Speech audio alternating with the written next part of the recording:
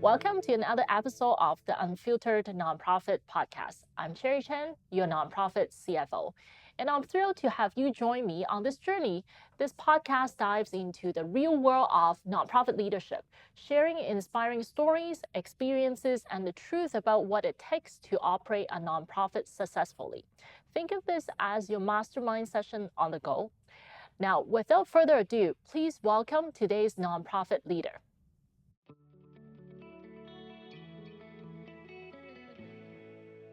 Hi, everyone. Welcome to the Unfiltered Nonprofit. I'm Sherry Chen, and I'm super excited today to have Lori Prospero on our podcast. Lori is actually my alumni from University of Waterloo. Tell us a little bit about your University of Waterloo experience. Well, go Warriors, of course. So I went to the University of Waterloo back in the 90s, seems like a long time ago. And I actually thought I was going to be a chemist. I'm not a chemist.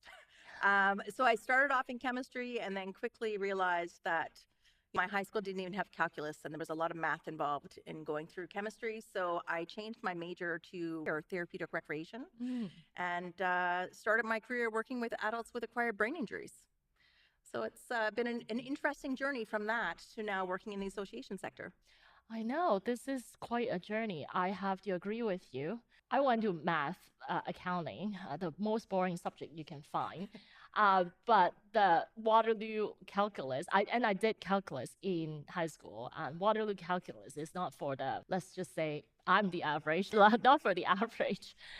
It is so hard. I did everything I can to avoid taking calculus, but that was a requirement being in the math program. So Yes. I had to suffer through a couple of courses, barely passing.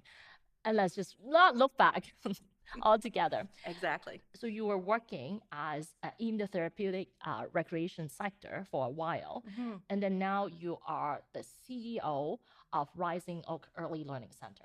They're two unrelated things. Absolutely. So how's your journey been like from coming from being in a different sector to being the leader in an organization for so many years?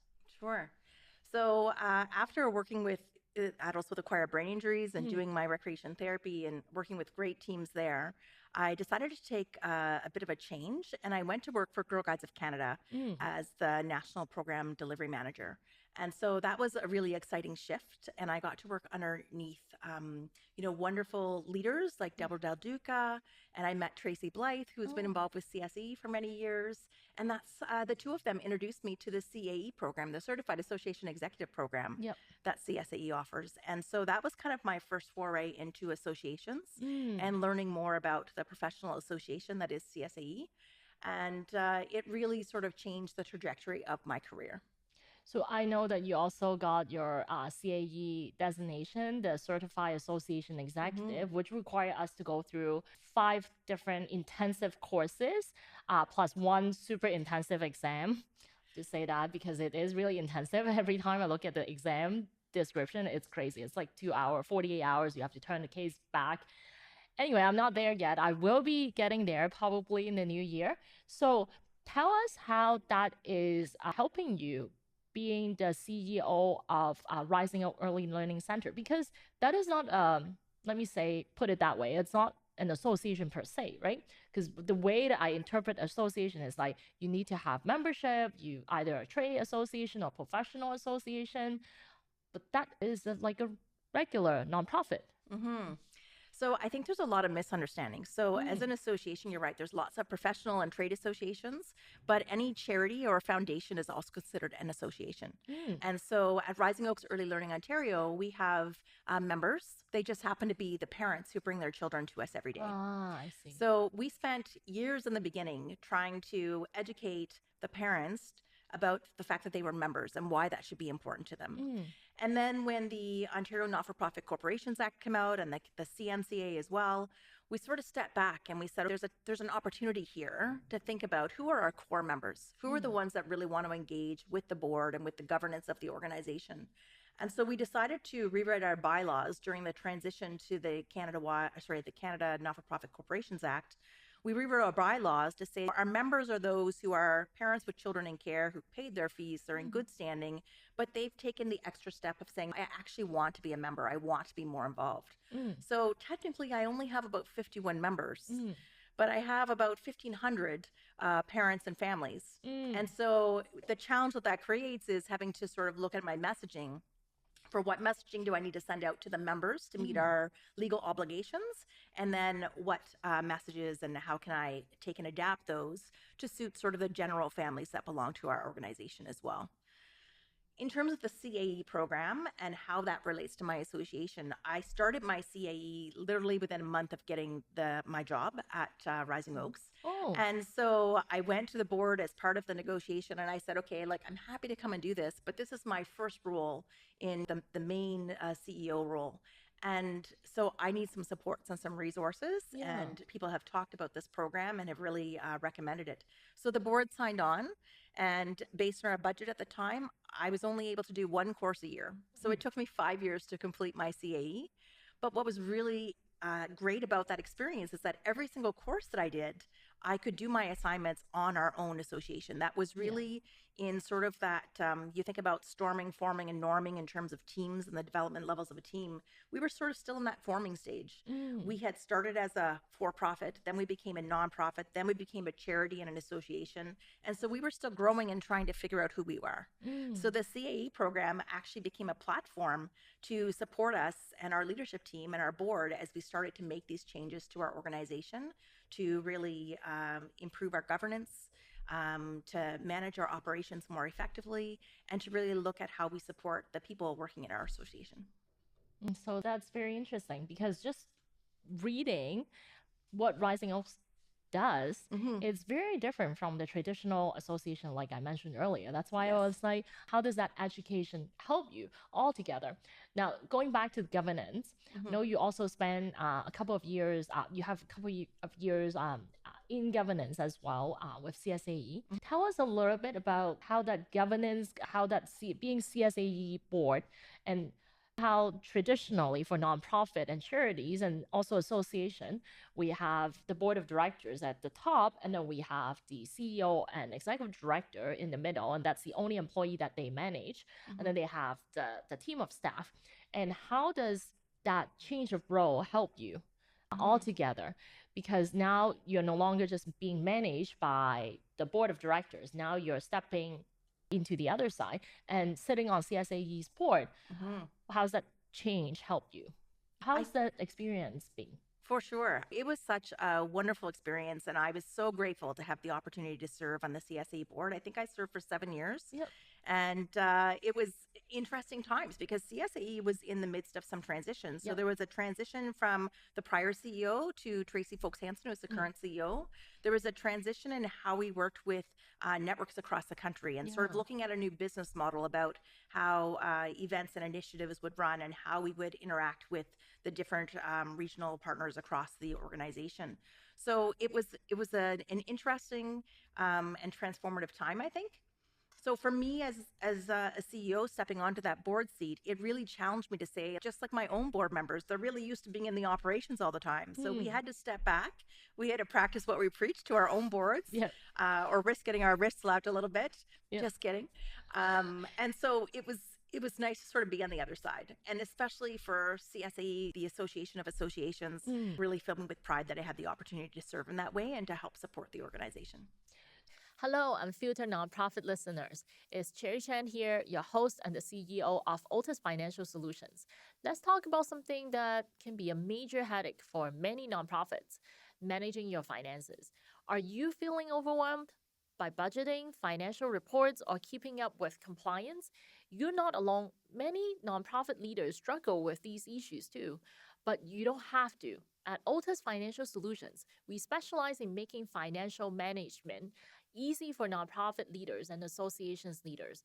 For over 18 years, we've been turning financial stress into peace of mind.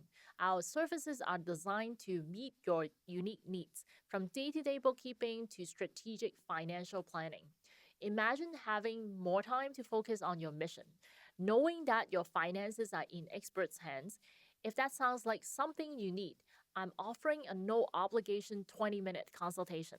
Let's discuss your challenges and explore how Otis can help you achieve your goals. Visit nonprofitcfo.ca to book your call today. Let's simplify your financial management together. So yeah, so you mentioned that you came in during the time that is transitioning to essentially instead of multiple local chapters, now it's one organization for the entire country. And that's amazing because it's a fantastic integration for everything together. And how's that change management come along? Was it challenging or was there a lot of I once was at the Michelle Obama's interview. There was a talk that happened in Hamilton, so I bought the ticket to listen to her talk. And one person asked her, "Would you ever run for the president?" Because there was rumor that she would be running for president the whole time, and everyone likes her. She said, "As a politician, it's always about priority. You can listen to 10,000 people and not give 10,000 people anything altogether. It's just because of the government priorities and things that are constrained." So I wonder how this whole group are forming together when you have so many members all across the country, how that priority or sacrifice that come along and how the board handles it and how Tracy handled it.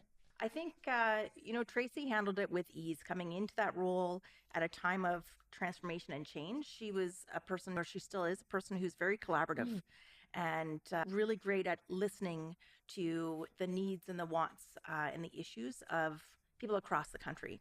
So that was fantastic that we could, trust Tracy and pass that to her to have those conversations. And as a board, we were able to sort of just help to focus and say, so, we have these different competing needs perhaps. And so how do we balance those? Yeah. And what is the long-term vision of what we're trying to get to? Yeah. So it was putting a focus on the people side of the change, being able to anticipate what the questions would be, what the concerns and maybe even the fears would be of some of the changes that were happening. Being able to look for supporters and champions of that change. And also sometimes being able to recognize that in any change process, there's 10 to 20% who are the resistors. And it's really, I think, natural for us to spend a lot of focus on that 10 or 20%, but at the detriment of the rest. And so if you've got 10 to 20% who are resistors, so you've got 50% on the fence, and then you've got the rest who are your supporters and your champions, if you spend all your focus on the resistors, those ones who are on the fence, you risk them joining the resistance. And so that's just to put it in very specific change management terms. Not that we want to think about it as a resistance necessarily, but we have to start to say, how can we focus on the ones who are on the fence to sort of bring them alongside? Because eventually the ones who are sort of opposed to the change, they have a decision to make. So on the one hand, they might choose to say, this isn't actually meeting my needs anymore. And they might choose to go in a different direction. And that's okay. But they might actually find that as the change continues to happen, and as they hear their voices heard and they hear, they see the little tweaks that are made along the way, they might actually get pulled alongside and support those changes in the end. So it's about balancing all of those things. I like the idea of like having that 10-15%, like planning for that 10-15%, being in the resistance. And the moment you use the term resistance, all I could think of is Star Wars, not really the change management term, but it's okay. It's the same thing. Also, with your experience in CSAE on the board for 7 years, and also being the CEO in your own organization, I guess the biggest question is, how do you not get into the weeds?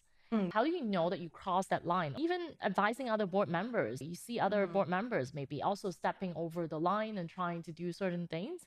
How do you, sitting on the board and sitting in the governance role, say that, hey, I think we crossed the line and we need to let Tracy, in this example, to run her own organization? Right. This is something we work on a lot at Rising Oaks Early Learning, actually. So one of the things that we do is in our onboarding process, we don't wait for, the first board meeting. The onboarding actually starts from the time we put out our call for nominations. And so we really talk about the culture of our board. We have board norms, again, that we develop through some of the work we do with the CEO Symposium with CSE. Awesome. So lots of CSE stuff pulls into my own association as well.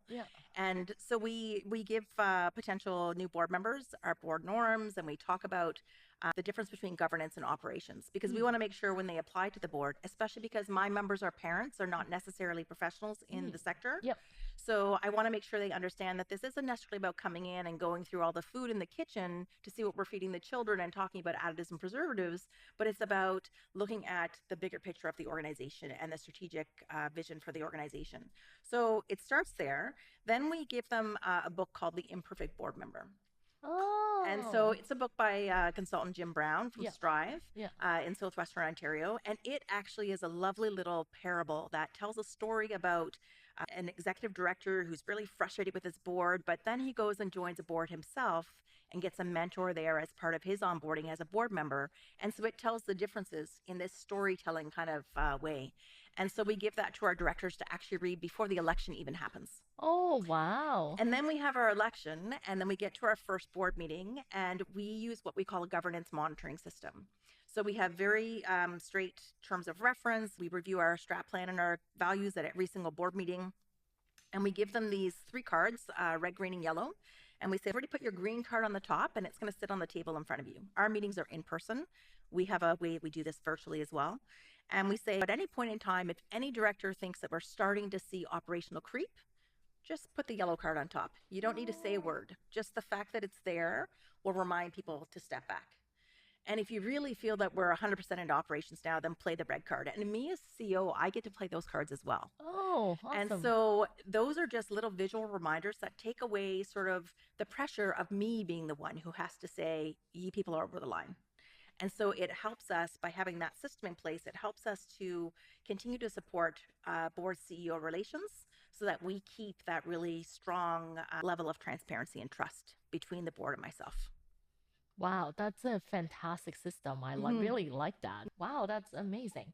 Now, the whole purpose of me doing this podcast and sharing people's journey, interviewing CEOs and executive directors all across mostly Ontario at the moment, but the whole point of doing this is to share the darkest moment of your career. And so then other people who are going through some tough time, when they listen to this particular podcast episode, they would also be able to pick up a few things. So tell us a little bit about your darkest moment in your career. So I'm going to share a story from when I first started in my own association. And my board knows the story. The board, of course, changes over all the time. So none of the people are here anymore. But it's a story that I think is a learning moment for all CEOs and for boards. So when I came onto the organization, I remember going to my interview and I asked about the strategic plan. And I was told, I think it's in a binder on the shelf. And then I asked about their governance model. And I was told it changes every day depending on who's sitting in the seat. And I thought, oh, so this organization knows nothing about governance. So they weren't thinking of themselves as an association yet. But I was working in Toronto. We had just bought a house in Kitchener-Waterloo. I was tired of commuting. And I was excited by this opportunity to sort of take on a new challenge because I was in a senior management role, but this would be my first role as executive director at the time. And so I said, we're going to do this. I've got reassurance that they're willing to go on this governance journey with me. We're going to have the CAE program to support us. So we started down this pathway, and I remember that we held governance board development kind of session, and we had hired a consultant. And he kept asking, what should I focus on? And the board at the time was being very quiet. They hadn't really said anything, but not wanting them to waste their money, I said, well, here's some things I think we could focus on. And I copied in my board chair, and he says, that all sounds good. So the night before, the consultant sent me their slides, and there was one thing on one of the slides that was a bit of a contentious issue. And I said, if you put that up there verbatim, I said, that's going to cause a problem. And he insisted that, no, it would be fine. So the next day, that slide goes up, and within 30 seconds, an in-camera session's called. Oh, wow. And so we're at the workplace of one of my board members, and I'm sent off to someone's office to wait. And 45 minutes later, the board chair comes over and says, okay, the meeting's over now, and gave me an update. And I was like, I think I'm about to be fired. And so it was a really stressful time. And it took time to work through this. And so the contentious issue was something I'd raised to the board before. And some board members felt that I, wasn't taking no for an answer kind of thing. But it was a really important issue for our governance to be able to move forward. And so the consultant tried to work with the board, and that was fine. But at the next board meeting, there was another in-camera session. And there was essentially what came down to a confidence vote. And so I really did think I was going to lose my job. And in the end, it was one of those moments where collectively the board had to come together and say, where are we at today? And where do we want to get to? And what is it about this particular issue that's really sort of making it into a big issue for a few people, kind of thing. And so in the end, there was some changes in the board, and I stayed on in the organization, and the board sort of doubled down and said, we really do want to get here. We want to get to the end result, and we really want to be a high performing board. Yeah. But I think that was one of my darkest moments. Well, it's almost like you made that because you brought this thing in and the governance structure and everything. You learned it and you wanted it to be part of the organization that you're leading because you need that foundation to support you. And you brought all these things in, and then all of a sudden it turned around and having this in-camera session and vote, having that confidence vote. What's going on in your mind at the time must be really scary. It was certainly scary, but I was confident that there were enough champions for good governance on the board. And I don't hold it against those who had a big issue with where we were at that time, because I think that's, again, that storming, warming, forming. They were still learning about me. There was obviously some trust issues.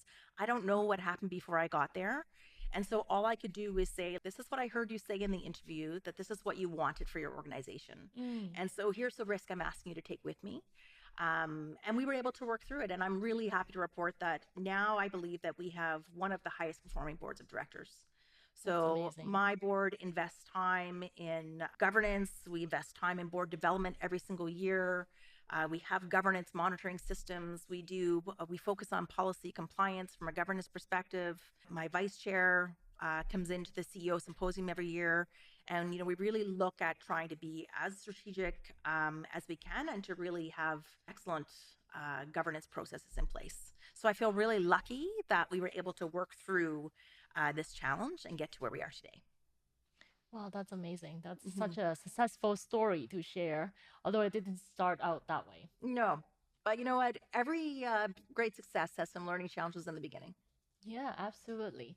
So, what is your proudest moment? This is my last question, I promise. What is your proudest moment of in your As we wrap up, I want to share a bit more about what we do at Altus Financial Solutions.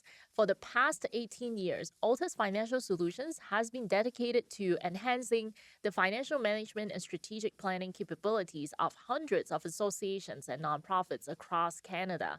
Our extensive experience has enabled us to deliver tailored financial solutions that drive growth and enhance sustainability for nonprofits and associations. If you are interested in learning more about how Altus Financial Solutions can support your organization, I would love to offer you a no obligation 20-minute call. Let's discuss your unique challenges and explore how we would be able to help you achieve your goals.